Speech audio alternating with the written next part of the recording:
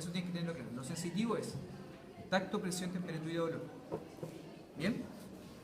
Y cuando hablamos de la parte sensorial, es lo que se refiere a los órganos de los sentidos. Por ejemplo, el gusto, la visión, la audición, el equilibrio. ¿Cómo pagar la...? Música de ascenso.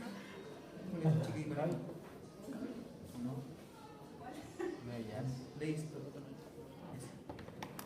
Entonces, la inervación sensitiva depende del trigémino, que es distinto de la inervación sensorial, que depende de los órganos de los sentidos. Ahí, por ejemplo, teníamos el vestíbulo coclear, que es el nervio que transporta equilibrio y audición. El óptico, que transporta visión. El olfatorio, que transporta olfato. Y la lengua, que transporta gusto. Perfecto.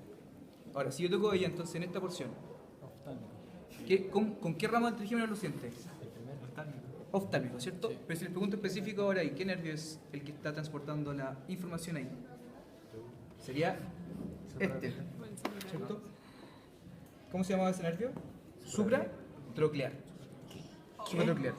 Y lateralmente a él hay dos nervios que se llaman supraorbitarios, medial y lateral. Todos son de B1 o ramos del nervio oftálmico. ¿Bien?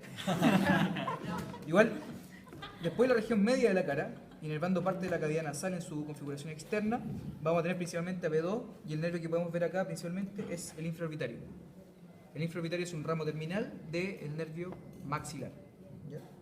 Ahí está, que sería ese, si uno ve para el país. Acuérdense que eso es sensitivo. Y el ramo mandibular, que se ve casi todos sus ramos acá, porque explota a nivel de la fosa infratemporal, veríamos el aurículo temporal, que es el único que avanza por posterior, muy importante porque transporta las fibras postganglionares para la inervación de la parótida. ¿Ya? O sea, la parótida es importante porque entre medio, si ustedes recuerdan, pasa un nervio, que es el nervio facial, que tiene 5 ramos terminales, ya la vamos a ver. Pero el facial no inerva la parótida. El que lo inerva es el glosofaringeo. ¿A través de qué nervio? Del aurículo temporal. ¿Ya? Él transporta las fibras para que se secrete a nivel de la parótida. Luego tenía ese, que es el alveolar inferior, que está dentro del canal o conducto mandibular, inervando los dientes inferiores. Después tengo este, que es el lingual, siempre anterior inmediatamente a él. Y después tengo el bucal, que inerva sensitivamente la región de la mejilla y la mucosa intraoral. ¿Bien? Y superiormente tengo ramos que van hacia el pterigoides y hacia el, ¿cómo se llama este músculo? Temporal. Por tanto tengo nervios pterigoideos y nervios temporales, que como están debajo del músculo se llaman temporales profundos. Y esos son todos ramos de B2. Ahora, el nervio alveolar inferior tiene un ramo final, que es ese que se llama nervio mentoniano, que es el que valvaría en esta zona. ¿Ya? Entonces, si ustedes se fijan, hay 3 puntos importantes del trigémino en la cara: foramen supraorbitario, foramen infraorbitario, foramen mentoniano.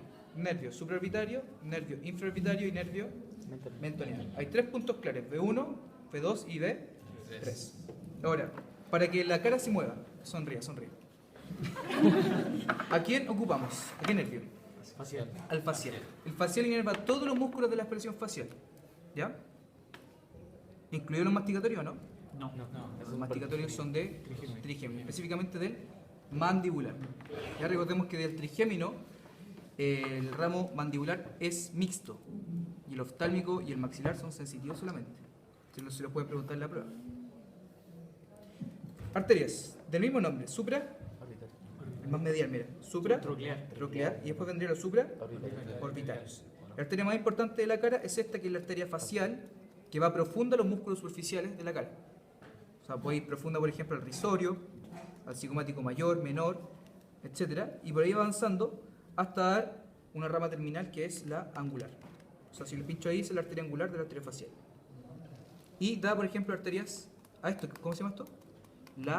Labios. Por lo tanto, arterias labiales superiores y inferiores. Las venas toman el mismo nombre. ¿Ya? Las venas labiales superiores e inferiores, vena angular, ¿cierto? Vena supraorbitaria de ese nivel. Ahora, también ahí adentro podemos ver la carótida. La carótida externa es la que está dando ramas para el cuello y para la cara, mientras que la carótida interna se mete directamente dentro del cráneo.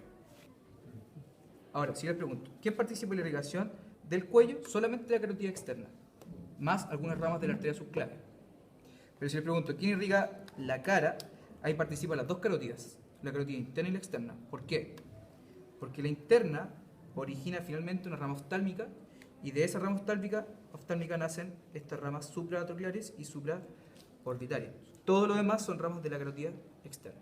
O sea, en cara veo ramas de la carotida externa y de la interna. La interna principalmente irriga la región frontal y esta región que se llama cuero cabelludo o escarpa.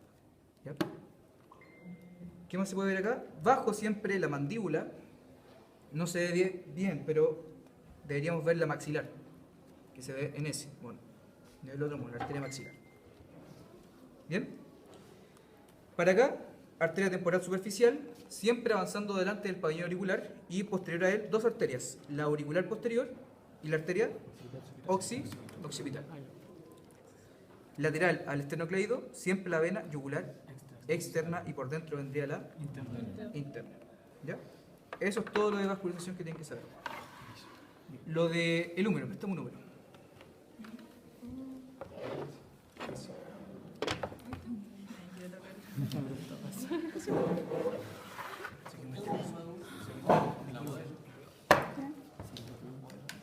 Para diferenciar la cara anterior y posterior del húmero, acuérdense que ustedes tienen que ver los tubérculos primero. Hay dos tubérculos, el tubérculo menor y es el mayor. El menor siempre va hacia medial, la medial siempre está dada por la cabeza. Y lo otro importante es que este epicóndilo, que es más grande, ustedes lo pueden palpar, es el medial siempre.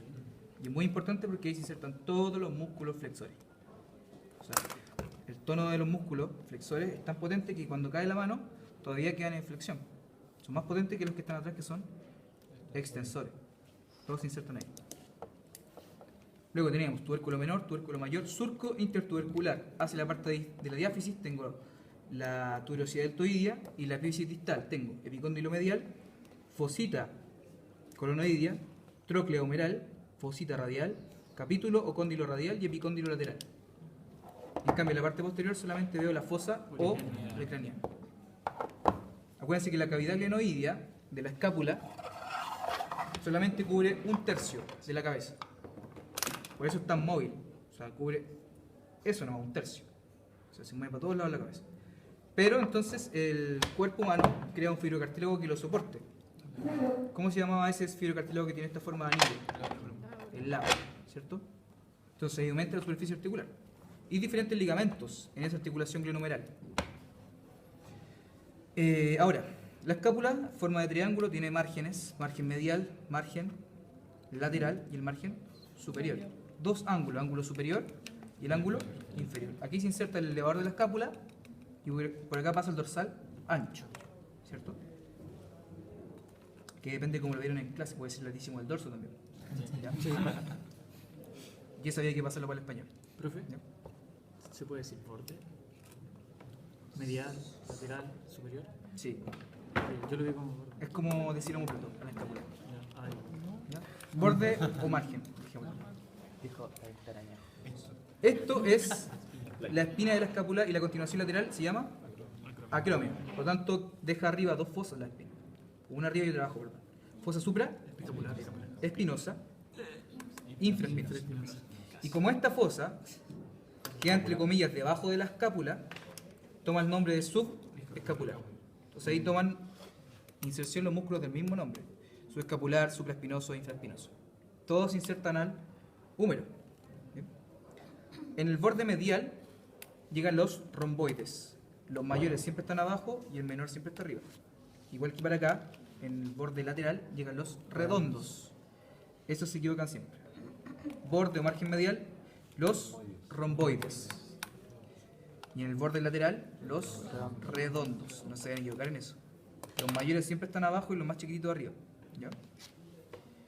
El supraespinoso, infraespinoso y redondo menor llegan al tubérculo mayor. Repito, supraespinoso, infraespinoso y redondo menor llegan al tubérculo mayor. En cambio, el subescapular llega al tubérculo más chiquitito que se llama tubérculo menor. Si estos vienen de atrás, toman el húmero y se contrae esto. ¿Hacia dónde mueven el húmero? Rota lateral. Rotación Lateral. lateral. ¿Cierto? Lo llevan hacia lateral. Y el subescapular Medial. hacia adentro, ¿cierto? Rotación medial. Ese se llama músculo del gallito. ¿Ya? Eso ocupan cuando hacen el gallito. ¿Ya? No, no te puedo necesitar eso. Después, en esta articulación ustedes ven diferentes ligamentos como los glenohumerales, ¿cierto? Estos se llaman córaco, porque estos se llaman procesos coracoides. Coracoclaviculares, que eran dos, el trapezoideo y conoideo. Ese se llama córaco acromial y ese se llama acromio clavicular. Sí, el coracohumeral viene por debajo, parte del coracoides, que sería este ligamento, este que viene por acá, y llega al húmero. Sería este más o menos, profe. Ese que está al lado es la. ¿Qué sería? ¿Y eso que está ahí? Sí. Ese es el tendón de la cabeza larga del bíceps, que llega al tubérculo supraclenoideo. En cambio, en el tubérculo infraclenoideo llega la cabeza larga del tríceps. Ahí hay un hoyito que se llama incisura superior de la escápula, que ya está como foramen ahí. Ya, escotadura también. Sí, lo mismo. Fíjense que está tapadito por el ligamento transverso, ahí se forma un foramen. ¿Qué pasa por ahí? ¿Una arteria o un nervio? Pasa un nervio solamente. Y la arteria pasa encima. ¿Ya? Eso se llaman supraescapulares. En cambio, por la incisura inferior que está por dentro, no se puede ver bien, pero lo van a ver en el libro, pasan las arterias y los nervios supraescapulares. Lo puedo mostrar en el libro. Ya, entonces van a ver todo lo que vimos del húmero sumado con la ulna, el radio y la manito. Y las articulaciones, nada más. ¿Cuál era el conoideo y el trapezoideo? Conoideo acá. Ese es el conoideo, trapezoideo y el trapezoideo. Ya chicos, repasen no. Este ligamento transverso de la escápula Superior. Sí. Bien, profe.